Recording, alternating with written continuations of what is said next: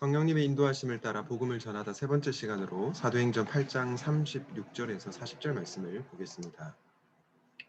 그들이 길을 가다가 물이 있는 곳에 이르니 내시가 말하였다. 보십시오, 여기에 물이 있습니다. 내가 세례를 받는 데에 무슨 거리낌이 되는 것이라도 있습니까? 빌립은 마차를 세우게 하고 내시와 함께 물로 내려가서 그에게 세례를 주었다. 그들이 물에서 올라오니 주님의 영이 빌립을 데리고 갔다. 그래서 내시는 그를 더 이상 볼 수 없었지만 기쁨에 차서 가던 길을 갔다. 그 뒤에 빌립은 아소도에 나타났다. 그는 돌아다니면서 여러 성에 복음을 전하다가 마침내 가이사랴에 이르렀다. 아멘. 오늘은 성령님의 인도하심을 따라 복음을 전하다 세 번째 시간으로 사람들이 믿음으로 반응할 수 있도록 인도하라 라는 주제를 다뤄보도록 하겠습니다. 먼저 우리가 기억해야 할 것은 뭐냐면요.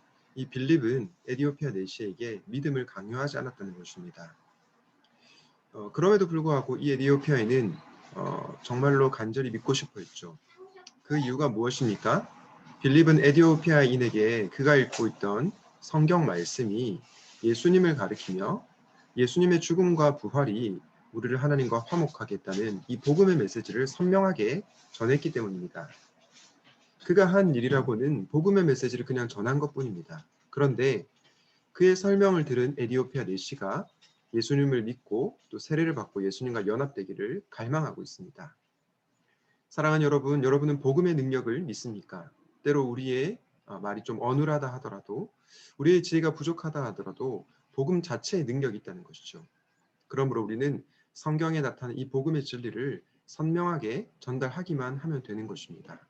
저는 여러분들이 복음의 능력을 믿고 주변의 사람들에게 이 복음을 증거하는 분들이 되시면 좋겠습니다. 복음 전도의 목표는 무엇입니까? 단순히 우리가 아는 정보를 나누는 것이 아니고요.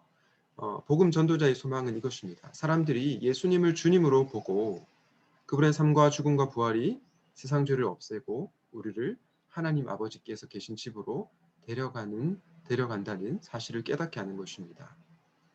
에디오피아인은 예수님을 주님으로 보게 되었고 예수님을 쫓아 물세례를 받을 준비가 되었습니다. 저는 여러분 주변의 사람들이 이렇게 예수님을 믿게 되는 그리고 세례받게 되는 귀한 은혜가 있기를 바랍니다. 세례란 무엇일까요? 세례는 그냥 단순히 교회에서 하는 어떤 외적인 행사가 아닙니다. 세례는 믿음에 관한 공적인 선언이고요. 그래서 우리가 개인의 집에서 세례를 베푸는 것이 아니고 교회에서 세례를 하는 거죠. 그래서 공적인 선언입니다. 이 공적인 선언의 영적 의미는 무엇입니까? 바로 내가 옛사람의 삶의 방식에 대해서 죽었고 이제 그리스도 안에서 완전히 다른 길을 걷겠다고 선언하는 것. 예수님과 함께 죽고 예수님과 함께 다시 살겠다고 하는 것이 바로 세례의 의미 있는 것이죠. 그래서 한 목사님은 세례란 주님과 언약을 맺는 결혼식이라고 얘기를 했습니다. 여러분, 결혼식을 우리가 몰래 숨어서 하지 않죠. 그냥 두 사람이 물 떠놓고 하지 않죠. 증인들이 보는 앞에서 이렇게 두 사람이 한 남자 한 여자가 결혼하는 것처럼 세례는 우리가 공식적으로 교회에서 받는 것입니다. 그런데 그것이 무엇이냐면 주님과 약속을 맺는 결혼식이라는 것입니다. 내가 주님의 사랑을 경험하고 그 주님의 사랑을 고백하는 것을 이 공적인 장소에서 고백하는 것이 바로 세례라는 것입니다. 바라기는 이 에디오피아 내시가 세례를 받은 것처럼 우리 주변에 믿지 않는 분들이 샘물 청년회를 통해서 예수님을 알게 되고 세례까지 받게 되는 그런 귀한 은혜가 있기를 바랍니다. 여러분, 빌립은요, 그 에디오피아 내시에게 복음을 전하고 끝난 것이 아니었습니다.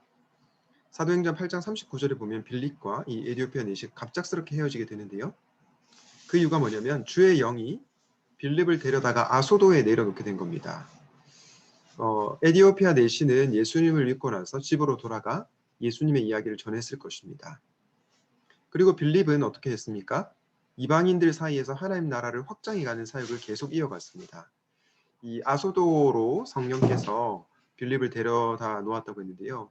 이 아소도는 그곳에서 30km 떨어진 곳으로 유대인 지역이 아니었습니다. 다시 말해서 이 이방인들 사이에서 하나님 나라를 확장하는 사역을 빌립은 계속해서 이어가고 있었다는 것입니다. 사랑하는 여러분, 여러분은 계속해서 주님의 복음을 전하고 있습니까? 우리가 복음 전도자의 사명을 받았음을 믿고 주변에 믿지 않는 자들에게 계속해서 주의 복음을 증거할 수 있기를 바랍니다. 사랑하는 여러분, 이런 질문 드리고 싶습니다. 여러분은 증인이십니까? 우리는 예수님을 우리의 입술과 삶으로 증거해야 하는 증인입니다. 주님은 우리에게 주님의 증인이 될 능력 또한 주십니다. 여러분이 있는 자리에서 말과 삶으로 복음을 전하고 있습니까? 우리가 복음을 전하는 증인이라는 사실을 기억하고 삽시다. 그리고 먼저 내가 복음 전해야 할 사람을 위해서 기도하면 좋겠습니다. 그럴 때 성령께서 우리를 이끄시고 복음을 전하게 하심으로써 또 택하신 백성들을 주님께로 돌아오게 할 것입니다. 그러한 귀한 은혜와 역사가 우리 샘물 청년의 공동체 가운데 일어나기를 간절히 기도합니다. 말씀을 기억하면서 이렇게 기도하면 좋겠는데요. 복음의 능력을 믿고 예수님을 전하게 하소서. 샘물교회 청년들이 세례받는 귀한 은혜가 있게 하옵소서. 계속해서 말과 삶으로 복음을 전하는 증인의 삶을 살게 하옵소서. 제가 기도하겠습니다. 하나님 아버지, 복음 자체에 능력이 있음을 믿습니다. 그 능력을 믿고 예수님을 담대하게 증거하게 하여 주시옵소서. 특별히 샘물교회 청년들 정말로 우리 샘물 청년회와 샘물교회를 통해서 예수님을 만나게 하시고 세례받게 되는 귀한 은혜가 있게 하여 주시옵소서. 빌립이 에디오피아 내시아에게 복음을 전하고 끝난 것이 아니라 계속해서 사역을 이어갔던 것처럼 우리도 복음 전하는 사역을 계속해서 이어갈 수 있도록 은혜 내려 주시옵소서. 이 모든 말씀을 예수 그리스도 이름으로 기도하였습니다. 아멘.